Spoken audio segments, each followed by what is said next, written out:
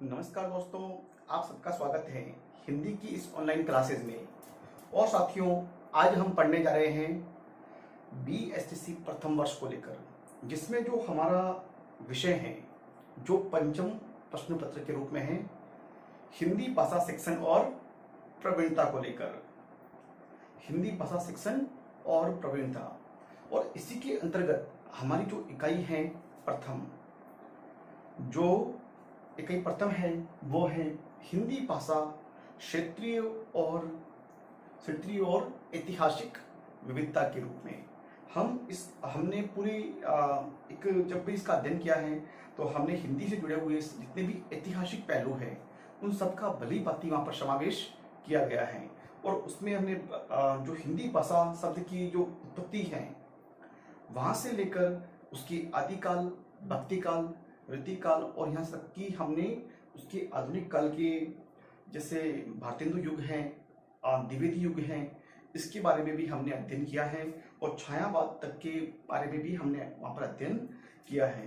तो उस इकाई के माध्यम से जब हमारे सामने आज का जो हमारा प्रकरण है वो प्रकरण है कि मानकीकरण के रूप में। तो साथियों, मानकीकरण के रूप में हिंदी में जो मानकीकरण है उसके बारे में हमने कल के वीडियो में, पिछले वीडियो व्याख्यान में हम उसके बारे में चर्चा की थी।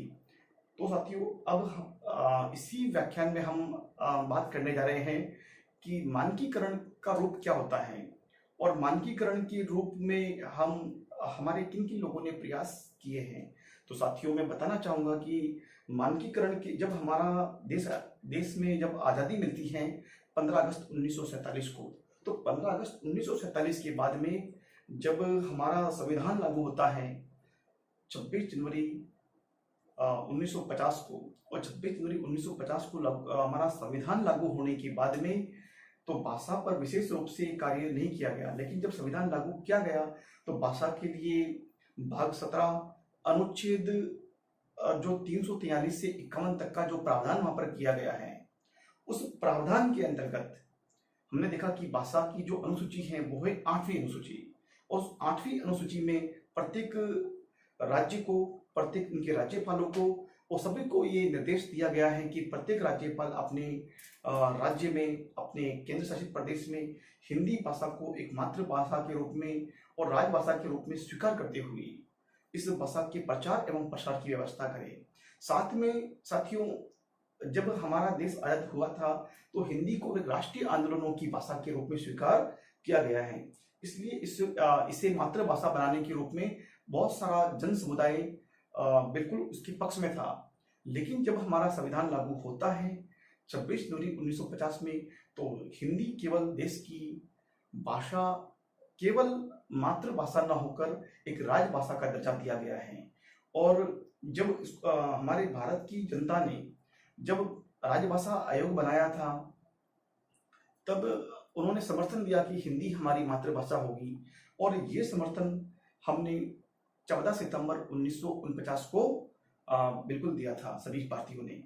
तभी से लेकर हम 14 सितंबर को प्रति वर्ष हम हिंदी दिवस के रूप में मनाते हैं।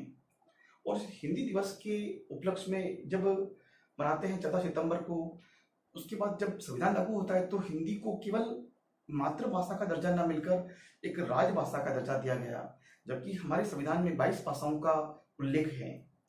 तो उन 22 भाषाओं के उल्लेख के कारण हमारी जो 22 भाषाएं हैं, हिंदी के अलावा जो 21 भाषाएं और भी हैं, वो सभी हमारी राजभाषाएं हैं, मातृभाषाएं हैं, और सभी को अपना अपना दर्जा दिया गया है। तो साथियों, आपने देखा होगा कि हिंदी को एक दर्जा दिलाने के लिए, उसके मानकीकरण रूप में लाने के लिए हमने कितने प्रयास किए हैं। और हमने देखा होगा कि जो हमारी हिंदी में जो गद्य और पद्य का, जो खड़ी बोली का जो रूप है, वो भारतेंदु के द्वारा जब उसको परिष्कृत किया गया और उस रूप को महावीर प्रसाद द्विवेदी आदि अनेक जो कह सकते कि आचार्यों ने इसमें बहुत ही भाषा को एक शुद्ध रूप में लाने का प्रयास हम भारतीयों के समक्ष किया है। तो किन किन लोगों की सराहनीय कार्य रहे उनको मैं नामचिन्ह कर लेता हूँ। सबसे जैसे भारतेंदु हरिश्चंद्र, महावीर प्रसाद द्विवेदी, महावीर प्रसाद द्विवेदी।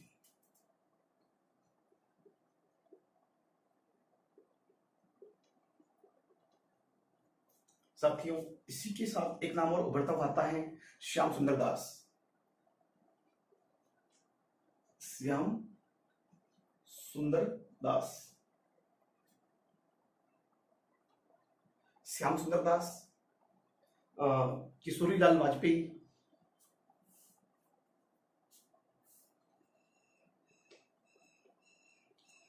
किशोरीलाल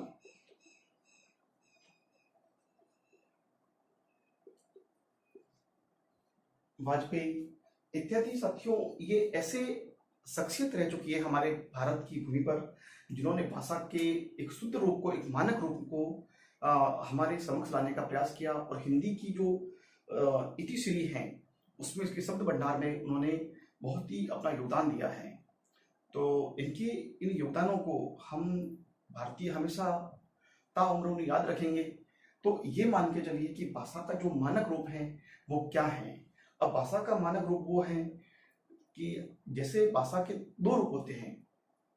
एक तो वो रूप है जो हम स्कूल में जब पढ़ने जाते हैं तो व्याकरण के नियमों के द्वारा हम भाषा को सीखते हैं, व्याकरण के नियमों को सीखते हैं हम लोग। और अध्यापक जी हमें पुस्तकों का, साहित्य का जो अध्ययन करवाते हैं, तो उन अध्ययनों के माध्यम से भाषा को हम सीखते हैं। उस अध्ययनों के माध्यम से हम भाषा को सीखते हैं, सिखाते हैं। और जैसे जैसे हम किसी विद्वानों की, पढ़े लिखे लोगों की संपर्क में आते हैं, या भाषाविद, या जिनकी भाषा पे अच्छी पकड़ है, तो हम वहाँ पर उन भाषा का, या फिर हम ये मान लीजिए पत्र पत्रिकाओं, समाचार पत्रों, लेखों, आलेखों आदि की भाषा का हम अध्ययन करते हैं। तो हम पाते हैं कि हम देखते हैं कि उसमें भाषा का एक शुद्ध रूप सामने आता है। वो कहलाता है भाषा का एक औपचारिक रूप, जो नियमों में आबद्ध होता है, जो नियमों में रखा हुआ होता है, और उसमें वो भाषा का व्याकरण सम्मत रूप होता है, वो भाषा का शुद्ध रूप होता है, वो व्याकरण सम्मत रूप कहलाएगा। ठीक उसी के विपरीत यदि हम जो साधारण बोलचाल की भाषा में, या हम अपने साथियों, या हम अपने परिवार में जिस साधारण सी बोलचाल की भाषा का जो उपयोग करते हैं, तो वो भाषा कहलाएगी अनौपचारिक भाषाएं। औपचारिक भाषा का हम कहीं ना कहीं पत्र पत्रिकाओं या साहित्य की रचनाओं से, या शुद्ध रूप में भाषा का जो परिष्कृत रूप है, वो मानक रूप है। उसका भाषा का जो मानक क्या है, मानक का अर्थ सीधा साथियों बिल्कुल एक सरल और सहज शब्दों में मैं आपको बताना चाहूंगा कि भाषा का जो मानक का मतलब होता है पैमाना। किसी भी वस्तु को, चाहे वो तरल है, द्रव्य है या ठोस है, उसका जो मापन करने के लिए कोई ना कोई एक उसकी जो मैट्रिक इकाई जरूर बनी हुई है। हर किसी की अपनी इकाई बनी हुई है, और इकाई के द्वारा ही हम लंबाई, चौड़ाई, गहराई, या उसका वजन किलोग्राम में है, या फिर उसका तरल है तो लीटर में है, और यदि कोई चीज नापने वाली है, जैसे कपड़ा है तो उसका मीटर है, या कोई किलो दूरी है तो किलोमीटर में है, सेंटीमीटर है, फीट है, गज है, या अनेक सारी जो इकाइयां हैं, वो सब पैमाना कहलाएगा। हम मानचित्र बना रहे हैं तो वहां पे वो मापक बनता है, और मापक क्या है, एक तरह का पैमाना है। तो उस पैमाना, तो ठीक उसी प्रकार से भाषा का भी एक अपना एक पैमाना होता है।